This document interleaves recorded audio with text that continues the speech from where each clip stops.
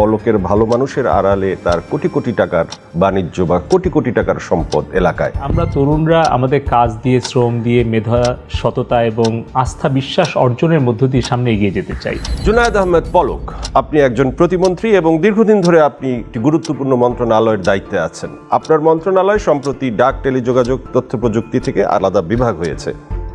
শোনা যায় যে এই বিভাগের করণের পিছনে আপনার একটা জোরালো দাবি ছিল, কারণ আপনার কাজকর্ম আলাদাভাবে সুন্দরভাবে আপনার ইচ্ছা অনুযায়ী করার জন্যই আপনি ক্ষমতা খাটিয়ে এই আবদারটি করেছেন বলেই আপনি একটি আলাদা বিভাগ পেয়েছেন। কথাটা সত্য নাকি?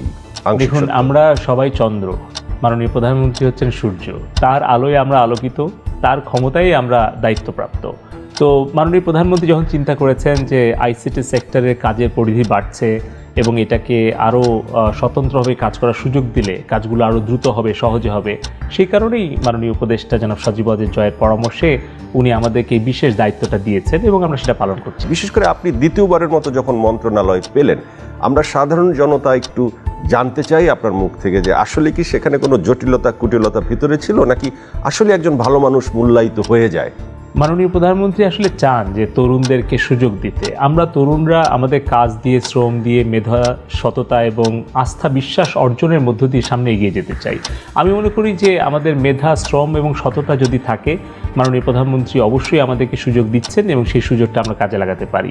আমি মনে করি যে আমার শ্রম, মেধা, সততা এটাই হচ্ছে আমার মূল শক্তি। আপনার শত্রু কিছু তো আছে, কারণ সবাই তো আর আপনাকে ভালোবাসে না, আপনার যেহেতু বড় মন্ত্রণালয়। আমরা সম্প্রতি একটি রিপোর্টও পেয়েছি, এই ধরনের আলোচনাও পেয়েছি যে পলকের ভালো মানুষের আড়ালে তার কোটি কোটি টাকার বাণিজ্য বা কোটি কোটি টাকার সম্পদ এলাকায়।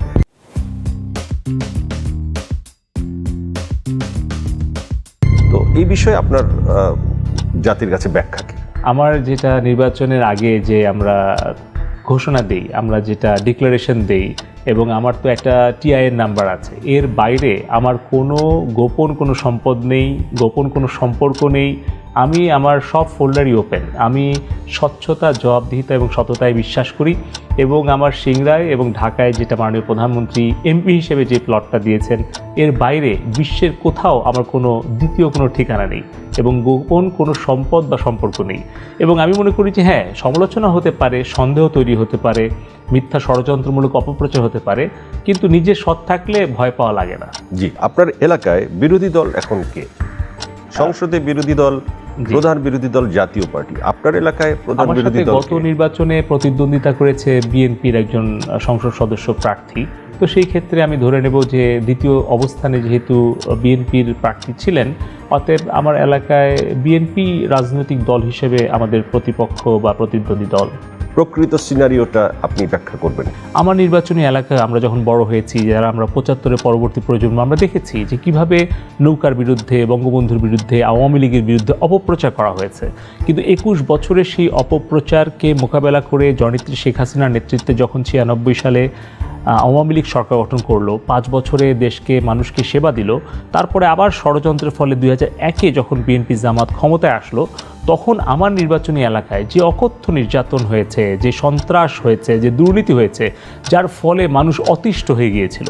এবং ২০০৮-এর যে ২৯শে ডিসেম্বর নির্বাচনে, সেখানে কিন্তু একটা কি বলবো, ভোটের বিস্ফোরণ হয়েছিল।